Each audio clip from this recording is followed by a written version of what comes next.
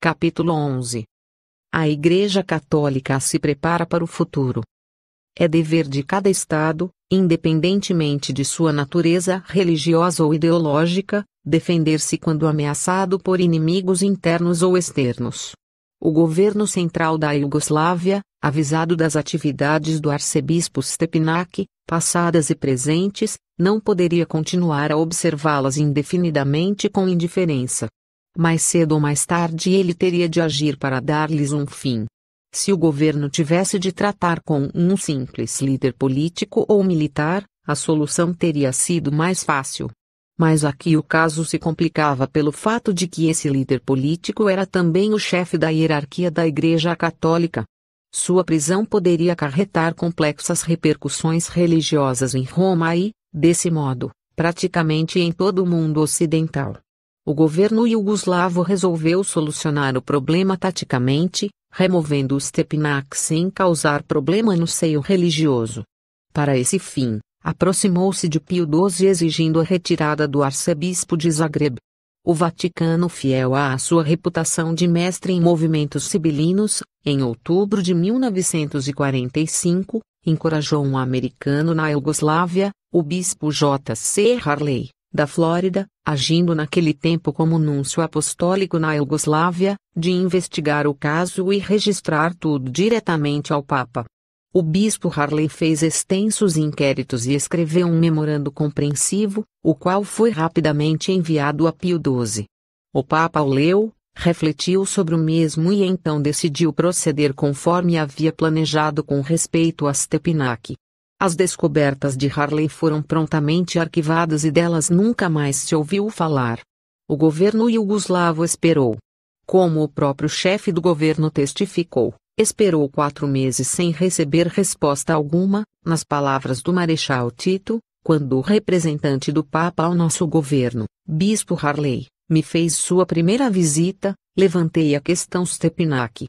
Ele teria de ser transferido da Iugoslávia, eu disse, pois de outro modo seremos obrigados a prendê-lo.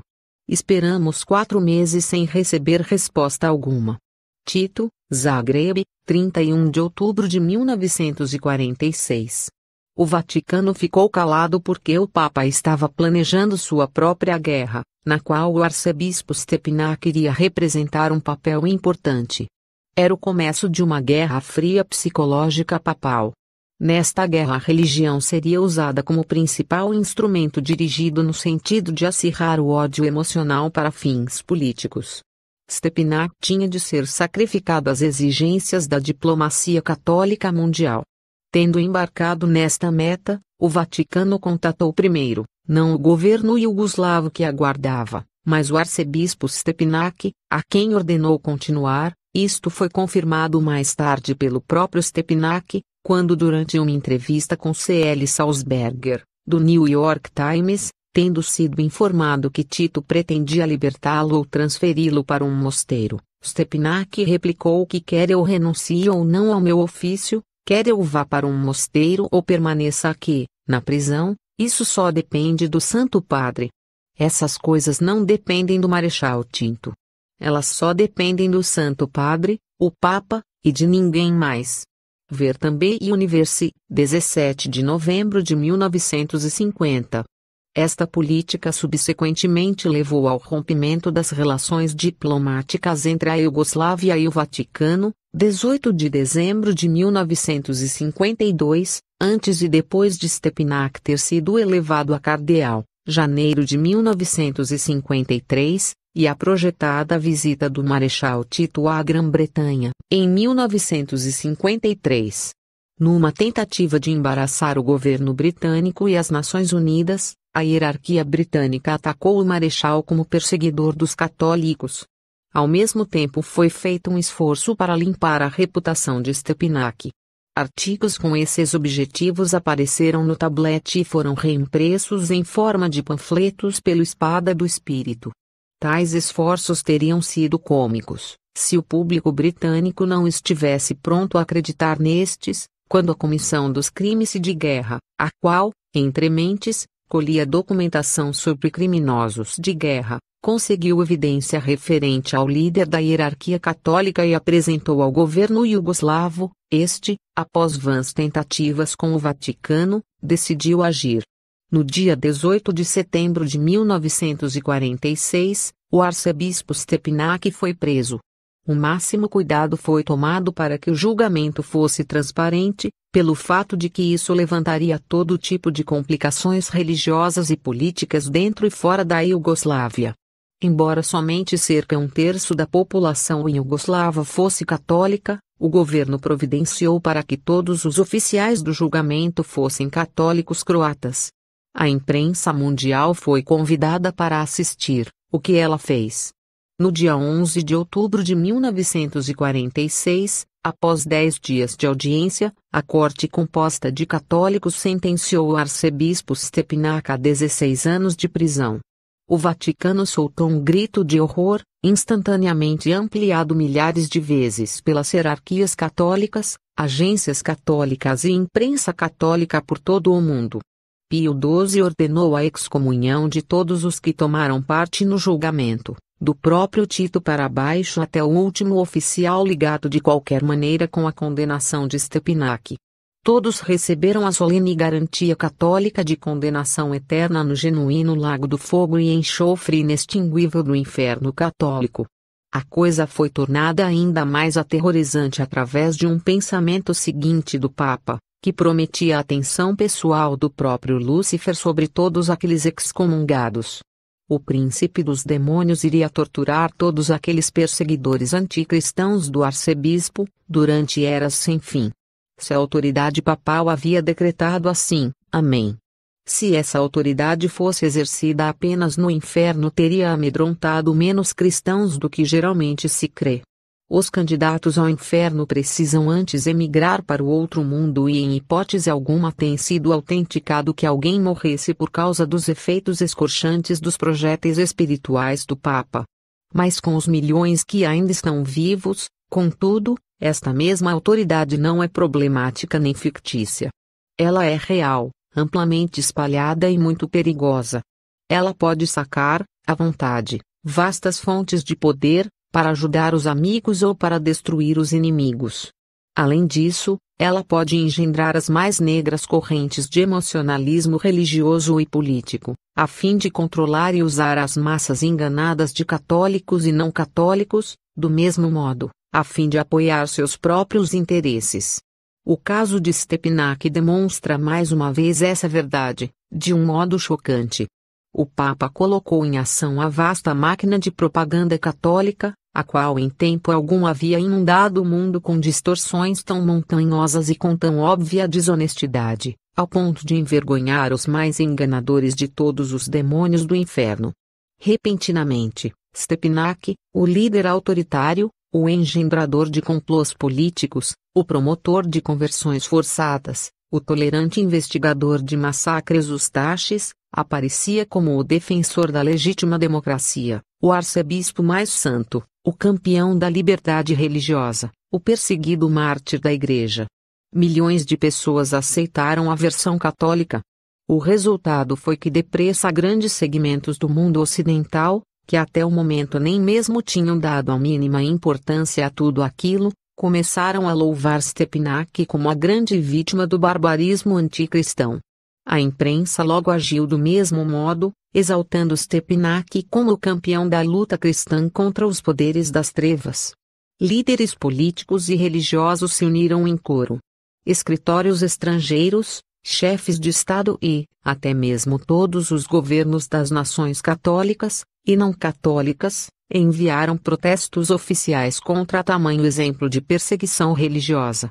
Perguntas eram ardorosamente feitas à Casa dos Comuns na Inglaterra, nas câmaras dos deputados da França, Itália, Bélgica, e na Casa dos Representantes americanos e no Senado americano. Nos Estados Unidos, o presidente Truman foi submetido a tremenda pressão no sentido de se colocar a favor do martirizado Stepinac. Um movimento mundial foi estabelecido para induzir as Nações Unidas a libertar um homem que havia defendido as liberdades civis e religiosas pelas quais as Nações Unidas lutavam.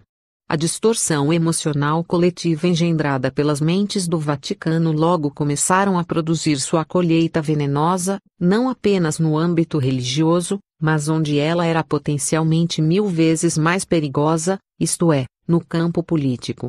Nesse período, deve-se lembrar, a Guerra Fria ainda estava no primeiro estágio. O emocionalismo cego engendrado pelo julgamento e o resultado do mesmo foi usado para alargar a brecha entre os comunistas russos de um lado e o mundo capitalista dirigido pelos americanos, do outro. A Rússia soviética retardara a sua desmobilização e permanecerá como um grande exército em pé de guerra. Os Estados Unidos adiantaram suas preparações de guerra a tal ponto que, após o julgamento de Stepanakert, já haviam gasto a soma colossal de quase $1 bilhão na armazenagem de material bélico. Os Estados Unidos começaram suas preparações para a guerra menos de um ano após a morte de Hitler em 1945. Estas consistiam em armazenar material 100% essencial para a guerra. No dia 23 de julho de 1946, os Estados Unidos passaram a Lei Pública 520 do 79º Congresso, aprovada por ambas as casas, para esse propósito. O combinado armazenamento de material em 1946 já alcançava os $4,536 bilhões. De 1946 a 1950, antes da guerra na Coreia, que começou em junho, os Estados Unidos já estocavam $8,3 bilhões. Não havia conhecimento dos estoques da Rússia. Em 1947, as forças militares do mundo atingiam a 19 milhões de ativos e eram mantidas a um custo anual de $27 milhões. Isso, menos de 2 anos após a queda de Hitler. A partir de então, os orçamentos militares alcançaram somas astronômicas. No tempo em que a Iugoslávia, que, entre mentes devido aos seus desenvolvimentos ideológicos, havia se inclinado para o Ocidente, deixando imediatamente o arcebispo Stepanakert livre, inverno de 1951 a 1952, Stepanakert, de arcebispo tornou-se cardeal, 1953, o mundo já havia se fendido em 2 blocos, em razão do rompimento da Iugoslávia com a Rússia. A Iugoslávia tornou-se parcialmente financeira e militarmente dependente dos Estados Unidos.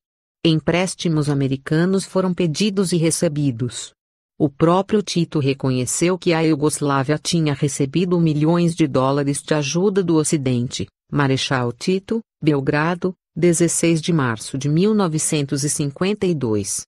O Vaticano tentou influenciar as negociações, por meio da pressão católica nos Estados Unidos, colocando-as como condição incondicional o livramento do arcebispo Stepanakert. As fábricas americanas foram transformadas em colmeias, enquanto a Força Aérea Americana, o Exército e a Marinha foram colocados no mundo inteiro, nos principais lugares estratégicos, prontos para a luta. Colossais orçamentos de guerra foram votados pela administração americana, isto é, $129 milhões, pelo Congresso, em menos de 2 anos, 1950 a 1952, fora armamentos e construções militares. Verde Times, Londres, 10 de outubro de 1952. No início de 1953, somente na Europa os Estados Unidos já haviam construído mais de 100 bases aéreas, muitas delas equipadas especialmente para operações atômicas, como bases ofensivas, defensivas contra a Rússia, oficialmente revelado pelo Tratado da Organização do Atlântico Norte, OTAN, Paris, 25 de novembro de 1952. Isto não incluía as muitas bases na Grã-Bretanha, África do Norte, Grécia e Turquia. Verde Times, Londres, Manchester Guardian, 26 de novembro de 1952, New York Times e outros jornais. Na Rússia comunista, preparações de igual magnitude, como política ofensiva, defensiva de guerra foram levadas a efeito, com o ímpeto, no sentido de alcançar seus contrapartidários ocidentais. Dentro de poucos anos, a partir do final da Segunda Guerra Mundial, milhões de rublos foram gastos para fins militares. Em tempo mínimo, enquanto a Rússia soviética se tornava o arsenal do Oriente, os Estados Unidos se tornavam o arsenal do Ocidente e o seu mais poderoso líder militar. As nações do mundo, embora ainda mal tivessem se livrado do massacre da Segunda Guerra Mundial, preparavam-se para a Terceira Guerra Mundial vindoura. Políticos, generais, líderes de governos falavam de guerras atômicas.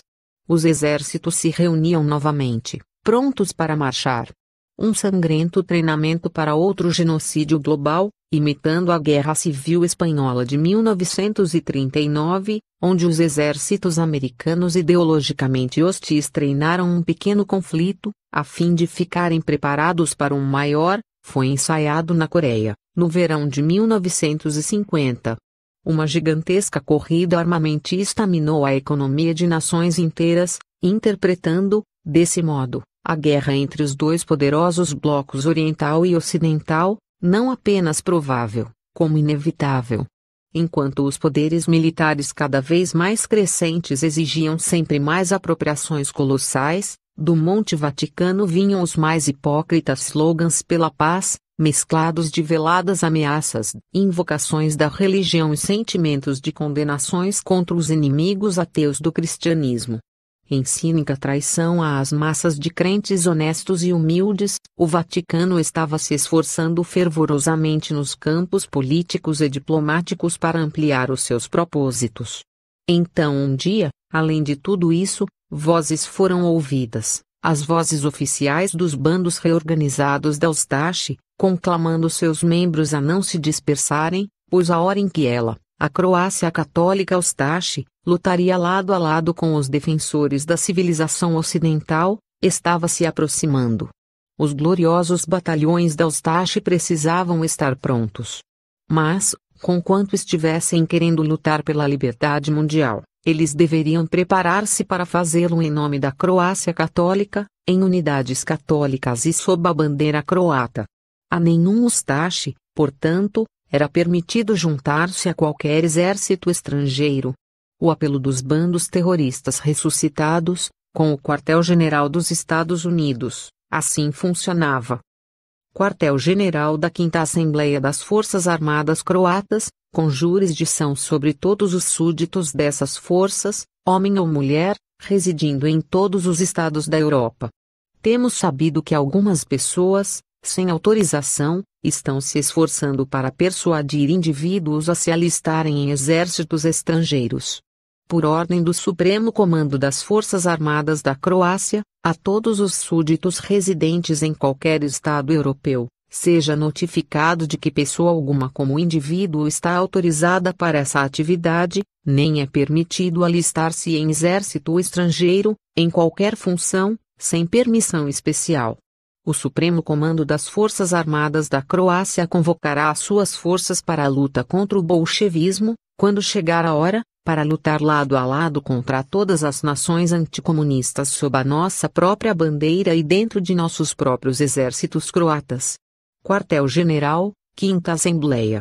General Drinianin, agosto de 1950, publicado no jornal Ustashi Danica, Chicago, Illinois, número 13 de setembro de 1950. Estas eram palavras nobres. Palavras de um idealista almejando que a liberdade prevalecesse na Terra. Muitas pessoas aclamaram os novos defensores da liberdade. Em certos quadrantes, contudo, ele sabia melhor. Pois o general Drinianin era o mediador do ex-comandante-chefe de todos os terríveis campos de concentração da Croácia, líder da sanguinolenta defesa Ustashi, formação responsável pelo massacre de 200.000 prisioneiros no campo de Jasenovac, o protetor de todos os monstros fardados ou embatinados que, poucos anos antes, estiveram engajados nas conversões forçadas ao catolicismo, sob a égide de Stepanak, agora cardeal. Enquanto a Ustashi estava protegida no hemisfério ocidental, novas trombetas eram ouvidas do norte, e o seu líder Ante-Pavelić se ocupava no sul, no mesmo tipo de atividade em que estivera engajado antes da Segunda Guerra Mundial. pois Antipavelic havia conseguido, em 1948, escapar da Europa, novamente graças à ajuda do Vaticano. Munidos de documentos falsos, que lhe foram dados em Roma, e de um passaporte internacional da Cruz Vermelha, ele foi para outro país católico, que acolhia os líderes nazistas, a Argentina, a Espanha católica de Franco. Após a derrota da Alemanha nazista, deu asilo a numerosos líderes e criminosos de guerra nazista, por exemplo, o Dr. Schacht, ministro das Finanças de Hitler, Otto Skorzeny, agente da SS, o qual libertou Mussolini em 1943, von Papen vice-chanceler do governo de Hitler, em 1933. É digno de observação que o católico von Papen, como muitos líderes ustaches, usou o disfarce religioso para executar renovadas intrigas nazistas para o reavivamento do fascismo europeu. Quando ostensivamente, foi um participante particular do Congresso Eucarístico, em Barcelona, ele manteve longas entrevistas particulares com o general Franco, maio de 1952. Ver o complô nazista na Alemanha Ocidental, 1953, e também The Times, etc. Pavelic chegou a Buenos Aires no dia 6 de novembro de 1948, como passageiro do navio italiano SS Sestieri, com o nome de Dal Aranius. O número do seu bilhete era 16. A legação argentina em Roma conhecia muito bem a sua verdadeira identidade. Ela fora repetidamente pressionada pelas autoridades do Vaticano a conceder um visto a Pavelic. A Coordenação Federal da Argentina, a Polícia da Contra-Espionagem também tinham sido informadas com antecedência de sua identidade. O passaporte falso que o havia levado à segurança fora fornecido por outro padre católico, um ex-Ustache, o padre Draganovic, residente em Roma. O padre Draganovic, para ter certeza de que o ex-líder chegaria salvo na Argentina, acompanhou-o pessoalmente até Buenos Aires. Ali ele apressou certos altos hierarcas argentinos após o que retornou devidamente a Roma, final de 1949. O padre Draganovic tinha atuado não apenas como um católico zeloso, como um sacerdote católico da Ustache, mas também como o representante do Vaticano, que estava preocupado com o futuro de um homem, Antipavelic como um ideal, a impiedosa Ustache, ambos porque haviam conseguido estabelecer um Estado católico modelar uma vez, poderiam conseguir restabelecê-lo em um futuro não muito distante. Pavelic imediatamente entrou em atividade. A maior parte de seus comícios era realizada em salões paroquiais católicos em Buenos Aires. Padres e freiras católicos deles participavam, por exemplo, no encontro realizado em 5 de fevereiro de 1951, 5 frades católicos compareceram, registros do Serviço de Inteligência, arquivos do governo iugoslavo. Pavelic, doutorante, algumas notas biográficas e atividades desde 1945. A maior parte desses encontros e atividades similares era organizada por padres, sendo o mais importante dentre eles o padre católico Mato Luqueta. Pavelic levou para a Argentina 3 coisas. Este padre serviu na Igreja Católica, na Avenida Belgrano número 1151, Buenos Aires. Ver o indiciamento do governo iugoslavo contra Pavelic. 1. A bênção papal, com boa apresentação à hierarquia católica argentina e daí, ao governo, como a outros. 2. Espólios da Croácia. 3. Programa da Ustache, consistindo de 12 sacolas de ouro e uma sacola de joias. Isso conforme a declaração oficial do governo iugoslavo em seu indiciamento contra Antipavelic. Enquanto alguns dos seus tenentes mantinham vivos os ideais da Ustache nos Estados Unidos e na Europa, Pavelic começou a coordenar o mesmo na Argentina. Reuniões foram feitas, jornais foram publicados, a Ustache estrangeira estava organizada. Em 1949, Pavelic estabeleceu a Arvatska Brzavovor Stranka. No mesmo ano ele manteve seus grandes encontros da Ustache, muitos deles em salões paroquiais, tais como o Salão Paroquial Católico Croata, na Avenida Belgrano. Pavelić aconselhou que todos os croatas honestos no exílio deviam pertencer a este movimento. Em seguida, ele os instruiu a receber a nacionalidade argentina, de modo que pudessem sair do país sem impedimento algum. Pavelić só falava de guerra e sangue. Os títulos de seus artigos falam por si mesmos: A Guerra Ideológica, Dinâmica Social, números 5 e 6 de 1951. A Vocação de Sangue, sendo este último uma introdução à proclamação do partido Ustaše Ressurreto. A base da nova política de Pavelić era a guerra. Como outro pilar do catolicismo político, antes dele, isto é, o cardeal Mindszenty, assim também Pavelić aguardava a explosão da Terceira Guerra Mundial.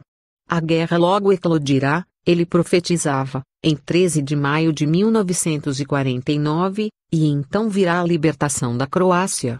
No ano seguinte, como já vimos, o secretário da Marinha dos Estados Unidos, camareiro secreto do Papa, chocou o mundo ao pedir abertamente que os Estados Unidos iniciassem uma guerra atômica preventiva contra a Rússia, a fim de libertar o povo da Terra.